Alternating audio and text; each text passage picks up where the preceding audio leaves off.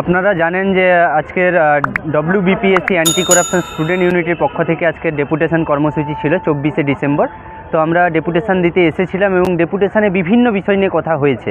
সেখানে আমরা 14 থেকে 15টা পয়েন্ট উল্লেখ করেছি, যেখানে সবচেয়ে গুরুত্বপূর্ণ যে পয়েন্টগুলো ছিল সেটা হচ্ছে ক্লার্কশিপ এবং মিসলেনিয়াস নিয়ে। আপনারা বিভিন্ন ভিডিওতে দেখে থাকবেন, যেখান থেকে আমাদের ফেসবুক পেজ রয়েছে, সেখানে লাইভ করা হয়েছে। তো আমরা আইডিওর ব্যাপারটা নিয়ে যেটা বলেছিলাম যে ইন্ডাস্ট্রিয়াল ডেভেলপমেন্ট অফিসার যে ভ্যাকেন্সিটা বের করার জন্য, তো সেক্রেটারি স্যার বলেছিলেন যে ইন্ডিকেটিভ যে নোটিফিকেশান সেটা কিন্তু খুব শীঘ্রই পাবলিশ হবে, উনি আজকালের মধ্যে পাবলিশ হবে, উনি কিন্তু সিগনেচার করে দিয়েছেন, তাই তো। তো আমরা কিছুক্ষণ আগেই বেরিয়েছি, প্রায় ঘন্টা দুয়েক আগে। তো আমরা এখন কিছুক্ষণ আগেই দেখলাম যে ওয়েবসাইটে, পিএসসির অফিসিয়াল ওয়েবসাইটে কিন্তু আইডিওর ইন্ডিকেটিভ যে নোটিফিকেশান সেটা কিন্তু পাবলিশ করা হয়েছে। এবং আপনারা প্রত্যেকেই দেখবেন যে ডেপুটেশন দেওয়ার কিছুক্ষণের মধ্যেই কিন্তু আইডিওর ইন্ডিকেটিভ যে নোটিফিকেশান সেটা কিন্তু পাবলিশ করা হয়েছে ওয়েস্ট বেঙ্গল পাবলিক সার্ভিস কমিশনের তরফ থেকে।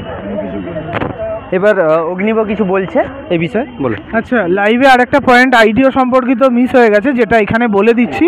সেটা হচ্ছে আইডিওর যেটা হয় পরীক্ষা পদ্ধতি, যে পরীক্ষাটা হয় তার পাশাপাশি ওটা কোয়ালিফাইং হয়, তার সাথে ইন্টারভিউ নাম্বারটা যেটা হয় ইন্টারভিউর ওপর বেস করে নেওয়া হয়। তো এবার যেটা আমাদের পক্ষ থেকে বলা হয়েছিল যে দুটো নাম্বার যদি যোগ করা যায়, তখন সেক্রেটারি স্যার বললেন হ্যাঁ এটা খুবই ভালো একটা কথা বলেছো।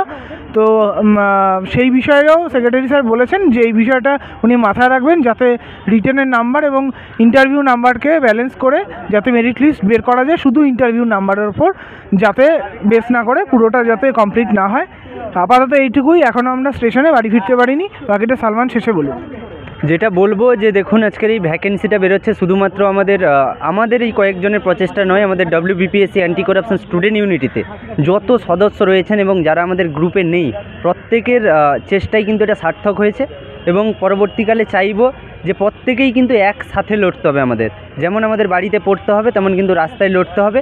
তাই অনলাইনে আমরা যেভাবে রেসপন্স করছি, যেভাবে কমেন্ট করছি, সেটা কিন্তু যদি আমরা রাস্তায় আমাদের সেই ক্ষোভ, আমাদের সেই যে কমেন্ট বা আমাদের সেই কোয়ারি, সেটা কিন্তু যদি রাস্তায় নেমে এসে যদি আমরা বলি, আমরা প্রত্যেকেই আসি একসাথে হাতে হাত রেখে লড়াই করি, তাহলে কিন্তু আমাদের দাবিগুলো তারা আদায় করতে আমরা পারবো এবং তারা আমাদের দাবিগুলো পূরণ করতে বাধ্য থাকবে। এটাই কিন্তু আমার বলার থাকলো, যে আমাদের লড়াইটা একসাথে হোক, আর ঘরে পড়াই হোক আর রাস্তায় লড়াই হোক, এটাই হচ্ছে আমার বক্তব্য। ধন্যবাদ।